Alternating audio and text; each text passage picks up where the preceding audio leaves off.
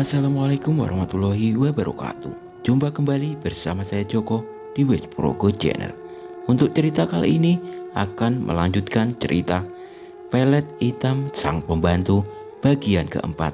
Sebelum ke cerita, jangan lupa subscribe channel ini dan nyalakan tanda notifikasi agar channel ini dapat berkembang dan update cerita dari saya. Langsung saja kita dengarkan ceritanya. Tiba-tiba Bu Medi bersujud di hadapan Biwar. Kedua tangannya terkelungkup di hadapan pembantunya. "Ampun Bi, ampun. Baiklah, akan kami turuti semua permintaanmu. Tapi tolong lepaskan suamiku," ucap Bu Medi memelas. "Bu," ucap Dokter Sutawijaya lemah. Biwar mengangkat dagu dengan pongah. "Nah, begitu dong. Bukan dari tadi saja. Kan gampang. Tidak perlu aku menyiksa suamimu. Terlalu lama, menyebalkan," ujar Biwar senang dan melemparkan boneka jerami itu di meja, membuat Dokter Sutawijaya membentur tembok hingga pingsan. Namun bersamaan dengan itu, tiba-tiba ditubruklah tubuh Biwar dengan sekuat tenaga oleh Bu Medi hingga tubuhnya terpental jatuh. Dan bukan hanya itu saja, kepalanya membentur lantai begitu keras hingga mengakibatkan pendarahan hebat. "Brak! Aduh!" jerit Biwar keras seraya memegangi kepalanya yang bocor. Dirasakan pening dan berkunang-kunang.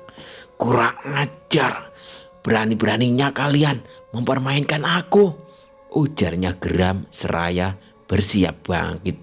Diambilnya sebatang balok kayu.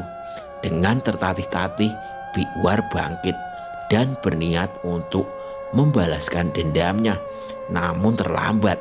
Dokter Sutawijaya sudah bangkit lebih dahulu dan mengambil sepotong besar balok kayu serta merta dihantamkan ke kepala Biwar sehingga tubuhnya terjatuh brak dan pingsan.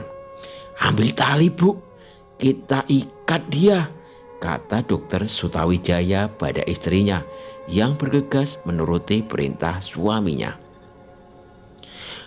"Halo," ujar Andri sepulang dari taman dengan Melati menggelanjut manja pada pundaknya. Namun tidak ada jawaban. Masing-masing diam dalam pikirannya. Melati kaget mengetahui kondisi rumah yang berantakan, apalagi dengan kondisi ibunya yang dalam keadaan terikat di kursi kayu dalam keadaan pingsan. "Ambu, apa yang terjadi Ambu?" tanya Melati seraya menghambur ke pelukan ibunya. Kondisinya saat ini dengan ditali di kursi tampak benar seperti seorang pesakitan. Biwan terbangun mendengar suara Melati. Matanya terbuka sedikit. Ditatapnya kondisinya yang menyedihkan. "Ada apa Ambu? Ada apa?" Dengan wajah merah, Biwar berseru. "Tanya saja pada mereka," ujar Biwar ketus. "Ada apa ini Pak? Bu? Kenapa Ambu diikat sedemikian rupa? Apa kesalahan beliau?" tanya Melati marah. Air matanya tumpah. Bik Medi mendekat dengan sedikit pelukan. Dia berkata, "Enggak apa-apa Melati, biarkan nanti hukum yang berbicara." Dienyahkannya tangan Bu Medi dari punggungnya. Lalu ia berseru dengan galak, "Kalian jahat. Kalian berusaha memisahkan kami. Apa kesalahan kami? Apa? Ada apa Ambu?" Melati kembali terisak. "Biarkan Melati, kali ini kita kalah. Tapi jangan harap kalian bisa hidup tenang," ucap Biwar tegas, tetap ponggah dengan kondisinya. "Ambu, Ambu," isak Melati seraya terus memeluk ibunya. "Kau dengarkan Sutawijaya, biarpun aku nanti kalah dan mati, namun anakmu tetap milikku. Tak kuizinkan ia menikah dengan orang lain. Andri milik Melati anakku, kata Biwar tegas dengan mata berapi-api. Sementara Dokter Sutawijaya hanya tersenyum saja menanggapinya. Di saat yang sama datang polisi untuk menjemput Biwar. Dokter Sutawijaya sudah melaporkan perihal kejadian yang menimpa tukang-tukang itu.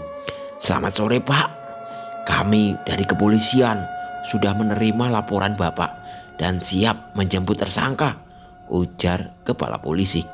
Baik Pak, tersangka sudah diikat, silahkan dicek kondisinya, ucap Dokter Sutawijaya menunjukkan kondisi Biwar. Untuk barang bukti silahkan dicari, korban ada di teras depan.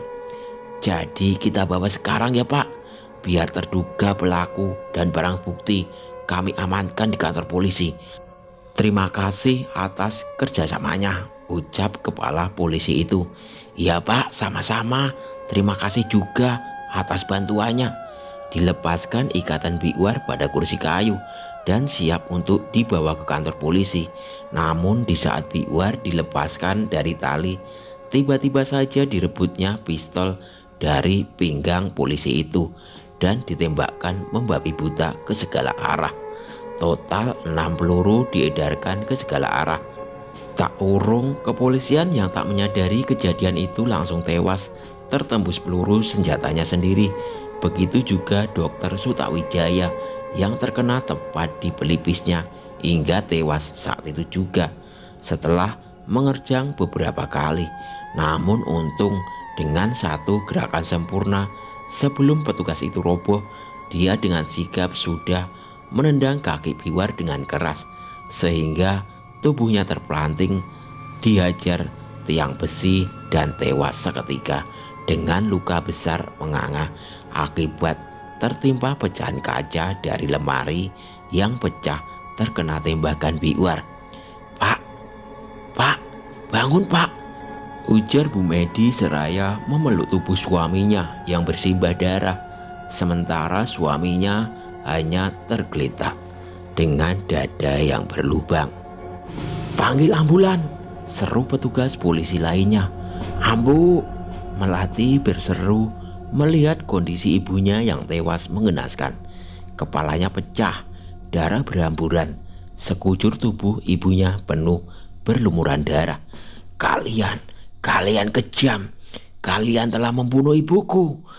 Kalian harus merasakan pembalasanku, ucap Melati dengan air mata mengalir deras.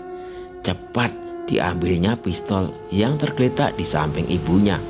Di saat itu tiba-tiba Andri muncul dari pintu depan, baru pulang dari rumah temannya. Dia heran dengan kondisi rumah yang berantakan, ditambah beberapa mayat di teras, juga rombongan polisi. Ada apa ini Pak? Tanyanya.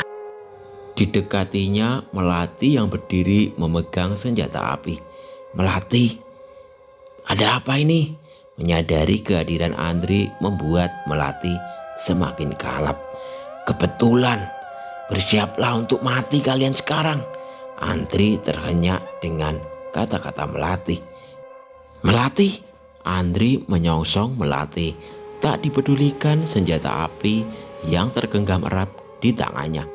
Mundur Andri, ujar Bu Medi mengingatkan. Aku tidak main-main. Melati mengancam dengan pistol pada kening Andri. Ingat Melati, bukankah kau berjanji untuk terus mendampingiku selamanya? Ujar Andri menahan agar Melati tak sampai melakukan tindakan nekat. Aku tahu itu, tapi tak ada artinya lagi sekarang ini. Ambu telah mati, diambil oleh tangan-tangan mereka. Aku tak rela Ambu diperlakukan seperti ini. Aku harus balas dendam. Ditatapnya Andri berdiri terpaku. Andri, kau mati bersama mereka. Sejenak terlihat Andi ragu-ragu. Dipandanginya sekilas ibunya, ayahnya, juga Melati. Tampak berat baginya. Tidak mungkin mengalahkan orang tua demi Melati. Begitu juga dengan Melati. terlalu besar rasa sayang padanya. "Andri, jawab cepat. Kau mau mati bersama mereka sekarang?" Hardik Melati tanpa belas kasihan. "Atau kau ikut bersamaku?" "Maaf Melati, aku tidak bisa memilih. Aku menyayangi kalian semua," ucap Andri lemah. "Dasar laki-laki lemah, lebih baik kau mati saja sekarang dan ikut bersamaku." Dar. Tiba-tiba saja pistol di tangan Melati menyala dan melemparkan amunisinya, membuat Andri seketika tersungkur bersimbah darah. Andri tertahan, tenaganya terburu habis dan langsung jatuh. "Lebih baik begitu Andri. Kini tidak ada lagi yang bisa memilikimu selain aku." Tersungging senyum sinis Melati. Diangkatkannya sekali lagi pistol dan dar. Kembali terdengar pistol menyala dan kali ini menyasar dirinya sendiri, tepat menembus rahang hingga otaknya, dan Melati pun tewas seketika dengan darah menyembur deras dari ubun-ubun Melati. Yati tercengang. Segelas kopi diminumnya sedari tadi, tanpa sadar telah menjadi dingin tanpa sempat dihabiskannya. Jadi begitu ya Mbok. Sungguh tragis perjalanan cintanya. Melati rela mati membawa Andri agar tidak ada yang bisa memilikinya. Kembali dihirupnya sisa kopi yang tertinggal sedikit. Ya, cinta telah membutakan mata hatinya, ucap Bu Minah menanggapi. "Lalu bagaimana ceritanya? Andri masih bisa hidup sampai sekarang?" tanya Yati kembali. "Waktu itu sepeninggal Melati dan ibunya serta dokter Sutawijaya dan keenam tukang, mereka langsung dibawa ke rumah sakit. Namun dari sekian banyak orang, hanya dokter Andrilah yang bisa diselamatkan. Sisanya..." Yati memanggut-manggut mendengar cerita Mbok Minah. "Ya Mbok, aku turut sedih mendengarnya. Lalu kemana perginya Bu Medi dan putrinya, si Laras itu?" Menurut cerita yang beredar, selepas kejadian itu, Bu Medi merasakan trauma yang luar biasa, dan sebagai akibatnya hampir saja rumah ini akan dijual kalau saja tidak ditahan oleh Andri, ujar Mbok Minah. Dan mereka, konon mereka saat ini tinggal di Amerika, hanya sesekali ke sini, itu pun sangat jarang, bisa dihitung dengan jari. Tanpa terasa waktu sudah menjelang pagi. Mbok, sudah jam 3 loh, istirahat dulu aja ya, ceritanya dilanjut besok." Dan masuklah mereka ke kamar masing-masing. Mbok Minah di kamar belakang dekat dapur, sedangkan Yati di ruang tengah berdekatan dengan dokter Andri. Srek, srek, suara kaki Yati terseret perlahan menuju kamarnya. Namun saat Yati beranjak masuk ke dalam, tiba-tiba ia merasakan sesuatu yang aneh, sesuatu yang seolah-olah begitu dekat dengannya. Ia berhenti sekejap. "Ada apa ini? Mengapa tengkukku tiba-tiba merinding?" gumamnya. Diedarkan pandangan dari sudut ke sudut, tak tampak apapun yang mencurigakan atau aneh, hanya tampak susunan perabotan seperti biasa. Meja dan kursi pun tampak sama, tidak ada yang berubah, sama seperti kemarin. Aneh, masih saja tengkukku merinding. Tapi apa hanya perasaanku saja? Kembali ia bersiap membuka pintu, tapi tampak terkunci. Siapa yang menguncinya? Padahal dari tadi tidak ada siapapun yang masuk ke kamarnya. Dilangkahkan kaki lagi ke kamar Mbok Minah. Namun beberapa langkah tiba-tiba terdengar suara. "Mau kemana Mbak Yati?" tanya sosok itu terdengar datar dan suram. Kebetulan Mbok, kamar saya kok terkunci ya. Apa Mbok yang pegang kuncinya?" "Enggak."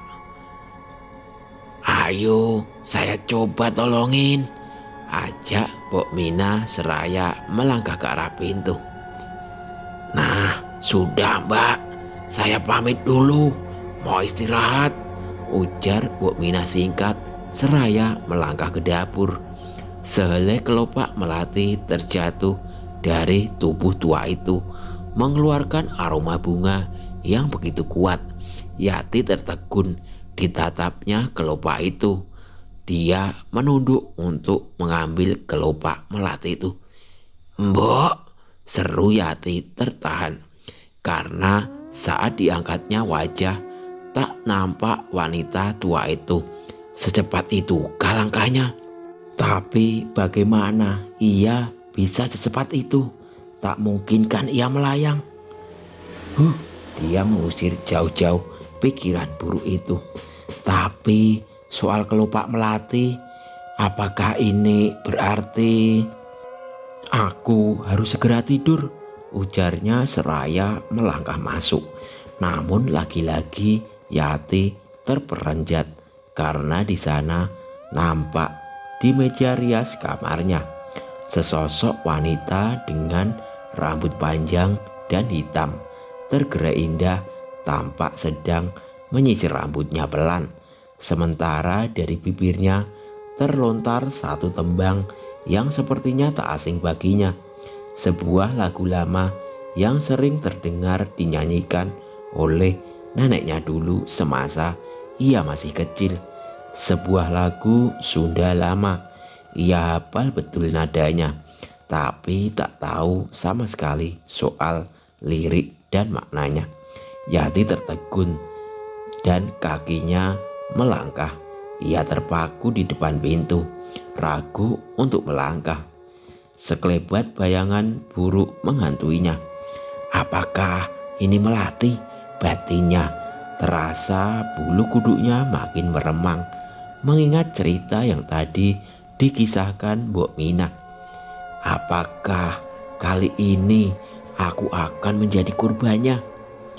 "Masuklah," tiba-tiba wanita itu bersuara lirih dan pelan, terdengar seperti satu bisikan saja. "Kok diam?" Yati tak berani menjawab. Dirasakan seluruh persendiannya gemetaran, badan dingin menggigil. Ia merasakan ketakutan yang menyelimutinya. "Yati!" Tiba-tiba sosok berambut panjang itu memanggil namanya dan menolehkan kepalanya. Bukan menolehkan kepalanya, tetapi lebih tepatnya memutar kepalanya. Kini terpampang di hadapannya satu wajah putih, wajah dengan riasan tebal dan dengan mata menghitam cekung ke dalam, dan dari bibirnya yang hitam tersungging satu seringai tajam menakutkan. Yati terperanjat kaget. Kau?" tanya Yati ketakutan. "Ayo sini, kita main bersama." Tiba-tiba sosok itu berdiri dan melangkah, tepatnya melayang setengah kaki. Namun sepertinya makhluk itu tahu ketakutan yang melanda Yati. Terus saja ia mengejar dan berusaha menggapai Yati. Dan pada saat itu ketika Yati terjatuh terjerembab hingga keningnya berdarah akibat terbentur tepi meja. "Yati," ujar sosok itu pelan. Iya," jawab Yati terbata-bata.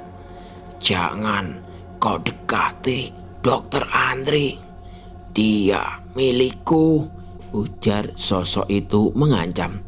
Terlihat tangannya yang kurus, putih dan pucat mengacungkan jari padanya.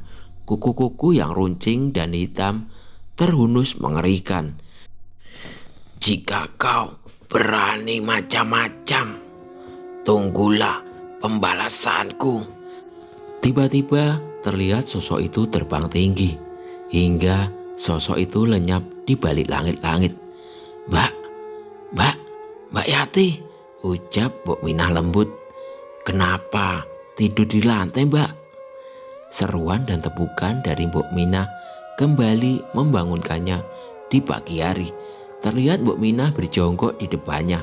Dari tangannya tercium aroma sabun lantai yang kuat. Sepertinya lagi Mbok Minah sedang mengepel dan menemukan kondisinya yang tergeletak tak sadarkan diri di lantai.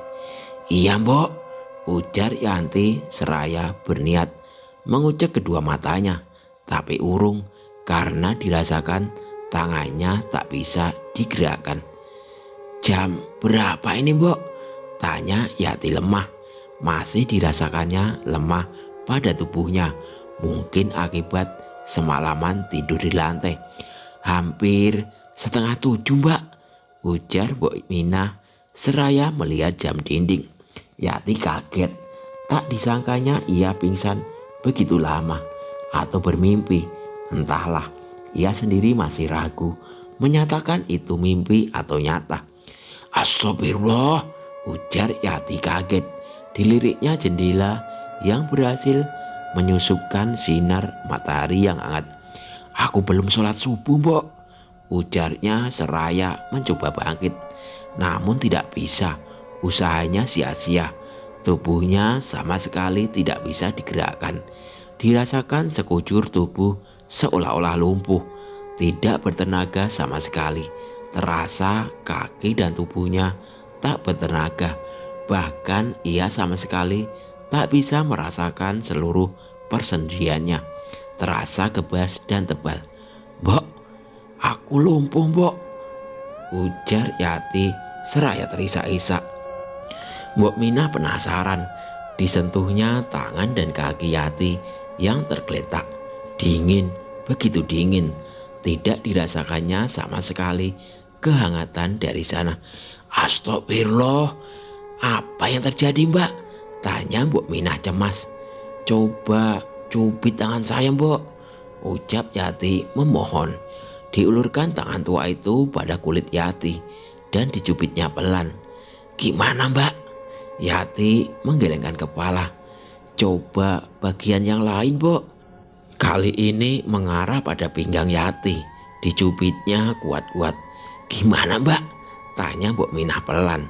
Ditap-tapnya cemas Yati yang masih tergeletak tanpa tenaga. Enggak terasa Mbok, tetap terasa kebas.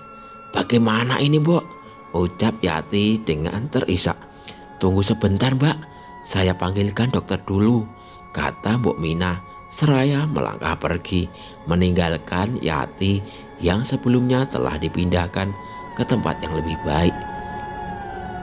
Langkah dokter muda itu begitu cepat dengan diiringi oleh pembantunya. Terlihat rona cemas dari keduanya. Mbak Yati, ucap dokter Andri terburu-buru seraya memasang stetoskop pada telinganya. Iya dok, maaf saya selalu merepotkan. Nggak apa-apa Mbak, sudah tugas kami untuk membantu sesama, ucap dokter Andri lugas. Sesaat tampak dipandanginya tubuh Yati yang lemas tanpa tenaga. Keningnya berkerut. Maaf Mbak, saya buka sedikit ya, nggak apa-apa kan? Ujar dokter Andri selaya tersenyum. Hingga sesaat tampak Yati tak lagi canggung. Dia hanya mengangguk seraya mempersilahkan dokter melaksanakan tugasnya. Tangannya mulai memeriksa kondisi Yati yang dingin dan lemas. Dibukanya beberapa kancing baju Yati hingga sesaat tampak rona merah menutupi wajah cantik itu. Dingin juga lemas, tapi masih ada detak jantungnya. Ada apa dengannya? Gumam dokter Andri. Bagaimana dok? Apa yang terjadi? Tanya Mbok Minah cemas. Belum tahu persis Mbok, sepertinya butuh pemeriksaan lebih lengkap. Apakah ini penyakit serius dok? Tanya Yati cemas. Sepertinya Tidak bisa kalau ditangani sendiri, gumamnya. Mbok, siapkan beberapa baju untuk ganti. Kita bawa Mbak Yati ke rumah sakit. Mbak Yati mungkin harus menginap beberapa malam di sana. Sekarang Mas Dokter? Tanya Mbok Mina perlahan. Iya Mbok, bawa beberapa saja. Nanti biar ditangani dengan lebih baik. Jadi bagaimana dok? Tanya Andri pada rekan sesama dokter. Sepertinya kalau melihat dari hasil scan tadi tidak ada yang bermasalah. Semuanya bagus. Begitu juga dengan tekanan darah dan lain sebagainya. Tak ada menunjukkan gejala serius, ujar Dokter Sunyoto, salah satu dokter senior di sana. Lalu apa yang harus kita lakukan dok? Tanya Dokter Andri cemas. Ya kita tunggu saja. Sepertinya memang masih harus dilakukan sejumlah uji lab lagi. Apa ada gangguan sarafnya? Ujar Dokter Andri lagi. Bisa jadi. Yang penting sekarang kita usahakan semaksimal mungkin. Soalnya sepertinya ada yang aneh dengannya, ujar Dokter Sunyoto lagi. Kali ini dengan senyum simpul. Aneh bagaimana maksudnya dok? Tanya Dokter Andri tidak paham. Ya begitulah, sepertinya pasien kali ini benar-benar spesial. Apakah dokter merasakan sesuatu padanya? Perasaan seperti apa? Dokter Andri sadar memang dirasakan ada sesuatu yang lain di dasar hatinya. Bahkan sejak pertemuan pertamanya saat kecelakaan itu 2 bulan lalu, dan rasa itu semakin lama semakin besar saja. Apabila jika pulang kerja harinya tak lagi sepi, karena kerap kali Yati menjadi teman ngobrol. Seminggu sudah Yati berada di rumah sakit, dan selama itu pula Mbok Mina dan Dokter Andri bolak-balik menunggu. Bahkan beberapa kali Dokter Andri rela bergadang demi menemani Yati. Menurut dokter, apa penyakit saya? Apa penyebabnya? Dokter Andri duduk di pinggir tempat tidur, matanya menerawang jauh. Hasil dari dokter bisa dikatakan nol. Tidak ada penyakit apapun yang bersarang di badan Mbak. Bahkan secara medis seharusnya tubuh Mbak sehat, bisa beraktivitas normal. Lalu bagaimana dok? Tanya Yati cemas. Ia tak tahu selama berada hanya di tempat tidur saja. Entahlah Mbak, kami masih belum bisa memastikan langkah apa yang harus dilakukan. Karena secara medis semua tidak apa-apa. Oh iya Mbak, bisakah Mbak Yati bercerita bagaimana asal muasalnya Mbak bisa mengalami kejadian ini? Bagaimana kisah sesungguhnya? Tanya Dokter Andri lagi. Sesaat Yati terdiam. Apakah Mbok Mina belum bercerita soal itu? Tanya Yati heran, karena seingatnya ia sudah menceritakan hal itu secara detail pada Mbok Mina. Akhir-akhir ini saya jarang bertemu Mbok Mina. Saya pulang, beliau giliran jaga di sini, dan saya di sini. Giliran Mbok Mina nunggu di rumah. Lalu kenapa dokter tidak menikah saja? Toh saya rasa tidak ada satupun gadis yang menolak untuk diperistri. Terlihat dokter itu tersenyum tipis lalu berujar, memang tak selamanya yang manis di luar akan terasa manis di dalam. Tentu Mbok Mina sudah bercerita soal itu kan? Yati mengangguk. Saya takkan bisa menikah selamanya. Sihir Melati dan ibunya terlalu kuat. Beberapa kali wanita yang dekat dengan saya mengalami kejadian aneh secara tiba-tiba. Ada yang kecelakaan, penyakit aneh, hingga stres dan bunuh diri. Dan konon hal itu akan terus berlangsung hingga saya berhasil mematahkan sihir itu. Caranya? Tanya Yati polos. Ya saya harus menikah dengan seseorang. Artinya jika dokter berhasil menikah dengan orang itu, maka secara otomatis sihir itu bakal lenyap. Lalu apakah dokter akan menyerah dengan kondisi ini? Dokter Andri tersenyum sinis. Entahlah siapa yang siap menghadapi kematian. Bagaimana kalau ada yang siap? Toh urusan hidup dan mati ada di tangan Tuhan, bukan? Sesaat dokter terdiam. Ucapan Yati ada benarnya juga. Namun, tapi kenyataan, Mbak, beberapa orang yang sudah mengalaminya, dan saya tidak sanggup jika ada orang lain yang akan mengalami juga. Saya tak siap jika harus kehilangan orang yang akan saya sayangi lagi, ucap dokter Andri dengan mata memerah. Dok, Tuhan mengatakan nasib manusia tidak akan diubah jika manusia itu sendiri tidak berusaha mengubahnya. Jadi alangkah baiknya jika dokter berusaha mematahkan sihir itu, lanjut Yati. Mbak, menikah itu bukan persoalan yang mudah, butuh banyak kesiapan dan harus dilandasi persamaan. Lalu bagaimana jika saya niat menikah hanya untuk mematahkan sihir? Apa itu tak lazim namanya seseorang yang saya permainkan nyawa seseorang? Kenapa tidak mencoba untuk mematahkan mitos itu? Mbak, sekali lagi saya katakan, tidak mudah, Mbak. Tak ada satupun yang siap menghadapi kematian.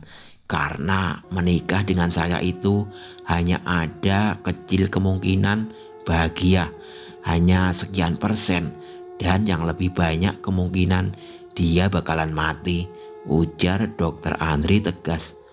Saya tak mau mengorbankan orang lain, ucapnya lagi. Oh, bagaimana kalau ada yang siap? Sekilas dokter muda itu tertawa. Mbak, mana mungkin zaman sekarang ada yang siap menghadapi kematian. Aku siap, ucap Yati tegas. Hah? Dokter muda itu tertawa. Iya, aku siap. Oke, sampai di sini dulu ceritanya. Jangan lupa subscribe channel ini dan nantikan kelanjutannya. Wassalamualaikum warahmatullahi wabarakatuh.